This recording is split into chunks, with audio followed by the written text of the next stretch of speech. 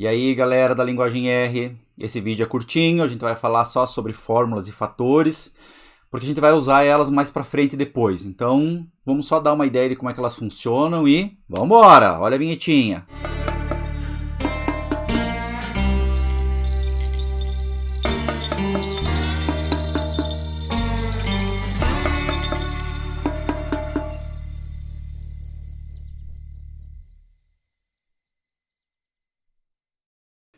Olá pessoal, vamos falar sobre fatores e fórmulas, continuando nos tipos de dados compostos.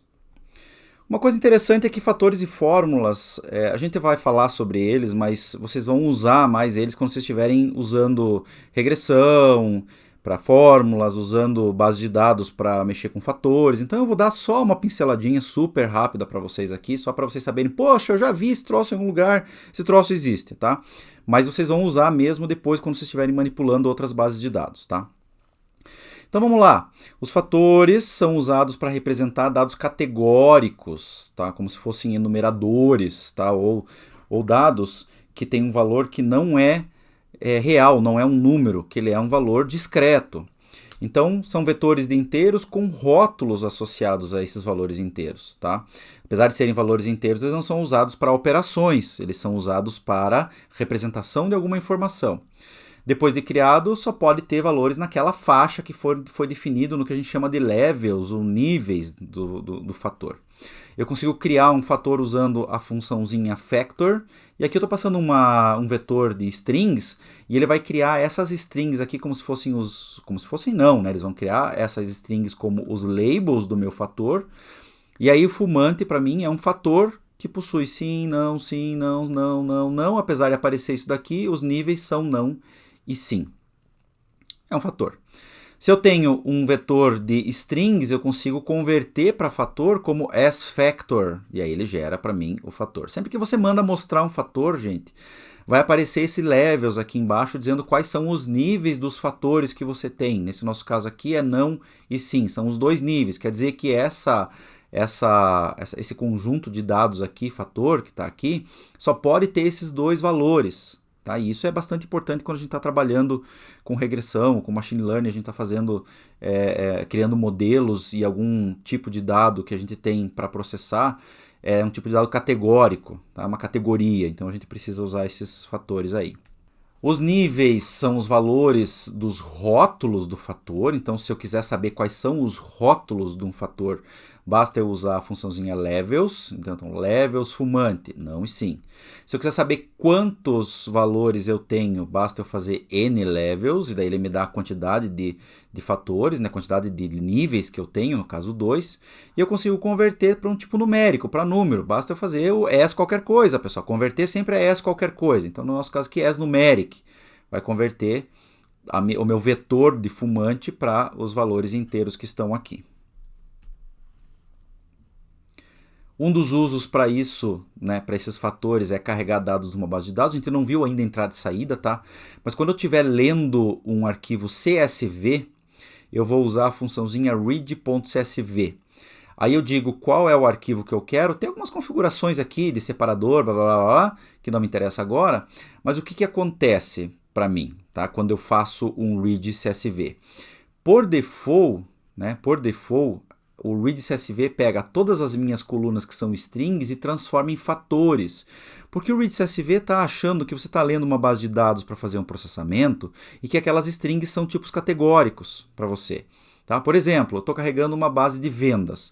Aí tem uma string lá que é o tipo do eletrodoméstico, então micro-ondas. Então o que ele faz? Ele transforma a string micro-ondas num fator para que toda vez que tiver um micro-ondas seja o mesmo fator. Ok? Então, automaticamente o read CSV transforma isso em factor para nós. Para eu não transformar as strings em fatores, basta eu colocar lá no read.csv strings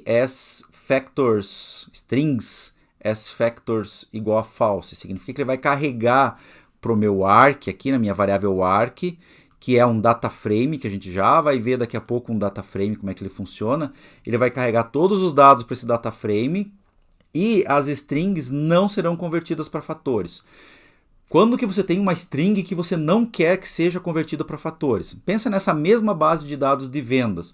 Imagina que tem um campo descrição nesse meu CSV aqui. Cara, você não quer que a descrição seja um fator, porque as descrições vão ser diferentes. Cada linha de vendas vai ter uma descrição diferente, alguém escreveu diferente, ou vai ter algumas que não tem essa string. Então você não quer que aquelas strings sejam fatores, então você está carregando como não fatores. Então, só para vocês saberem que é mais ou menos assim que a gente usa.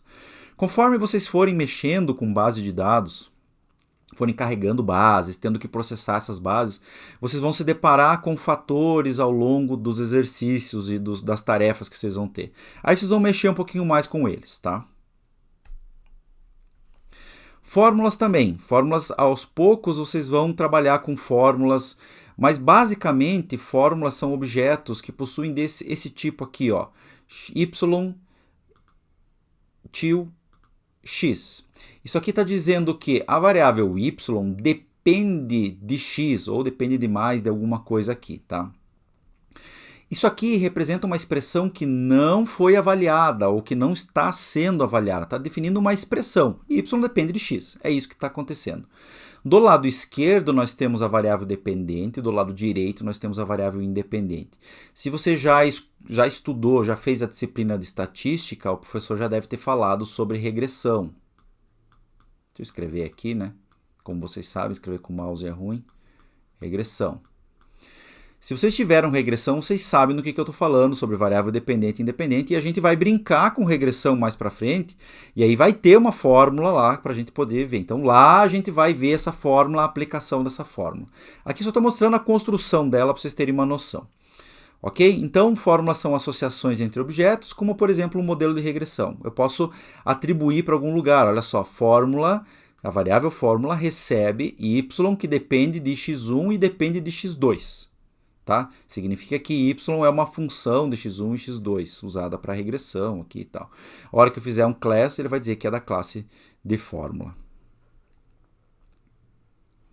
As fórmulas, elas indicam dependência entre variáveis, tá? Então, por exemplo, a gente tem que cuidar porque os símbolos asterisco e o símbolo de circunflexo possuem um significado diferente do que suas operações matemáticas, tá? Tem a ver com o relacionamento entre os objetos.